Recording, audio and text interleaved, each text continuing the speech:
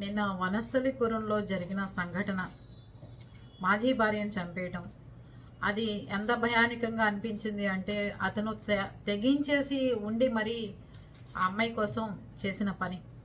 బాధ కలగచ్చు, కానీ ఎక్కువ శాతం అతనికే సపోర్ట్ నిలబడింది అంటే ఆడవాళ్ళు కూడా కొన్ని పిచ్చి చేష్టలు మానుకోవాలి.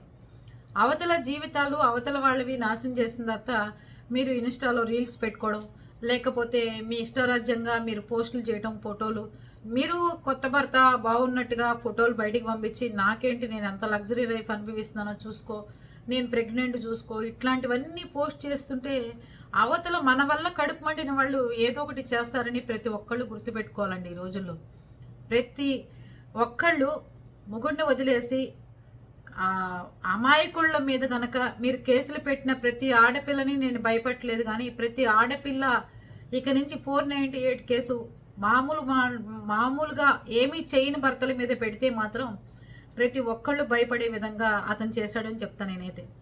498 కేసు పెట్టంగానే అసలు దేనికి అరెస్ట్ చేయాలి పోలీసులు?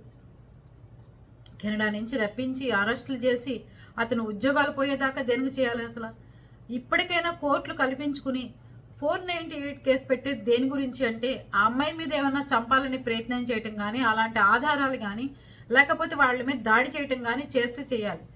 ఇక నుంచి అత్తగారు అబ్బాయి అమ్మ నాన్న అత్తగారులు ఆడపడుచులు వదిన ముగుళ్ళ మీద కూడా పెట్టేటప్పుడు వాళ్ళు కూడా ఏమైనా చేశారా చెందారా అని ఎంక్వైరీలు చేసుకున్న తర్వాత వాళ్ళని కూడా కోర్టుకు పిలిపించాలి. పెట్టారు కదా అని అందరినీ వరుస పెట్టి తీసుకొచ్చి పోలీస్ స్టేషన్లో నుంచోపెట్టి చాలా కాపురాలు పాడైపోవడానికి మెయిన్ రీజన్ ఏంటంటే ఈ పోలీస్ స్టేషన్కి పిలిపించిన తర్వాత వాళ్ళ మనస్తాపానికి గురవుతున్నారు. ఏంటమ్మా విడాకుల కేసే కదా, కోర్టుకు పోయి తేల్చుకోండి అని చెప్పండి. లేకపోతే అబ్బాయి నిజంగా చంపడానికి వస్తున్నాడండి, నన్ను ఇట్లా ఇబ్బంది పెడుతున్నాడంటే కేసులు కట్టండి.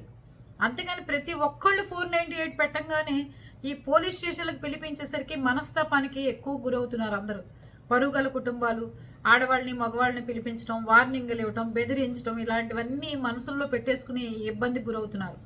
ఒక ఆడపిల్లని పెళ్లి చేసుకున్నాము అంటే ఒక ఆడపిల్లని అది ఎంతో ముచ్చటగా ఉండాలి. అంతేగాని చదువుకుని విద్యాబుద్ధులు తెచ్చుకుని మంచి విదేశాలకు వెళ్ళి ఉద్యోగాలు చేస్తూ చక్కగా మంచి లైఫ్ లీడ్ చేద్దామన్న టైంలో పోలీసులు, కోర్టులు, కేసు ఇవన్నీ తిరుగుతూ ఉండాలంటే ఎవరి వల్ల అవుతుంది?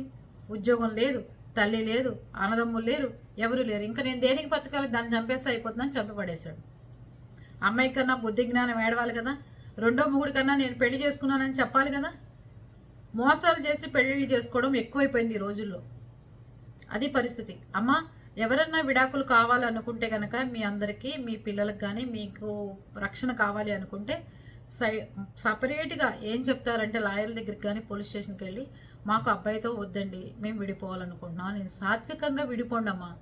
ఇలా రుబాబులు చేసి, ఇలా దౌర్జన్యం చేసి, ఫాల్స్ కేసు పెట్టి వాళ్ళ కుటుంబ సభ్యులు అందరినీ తీసుకొచ్చి ఇరికించి మగపిల్లాడిని కన్న పాపానికి కుటుంబం అంతా జైలు పాలయ్యి పోలీస్ స్టేషన్ చుట్టూ తిరుగుతూ, కోర్టు చుట్టూ తిరుగుతూ ఉండాలంటే ఆ తల్లి గుండె ఎలా ఆగిపోయిందో చూసారా?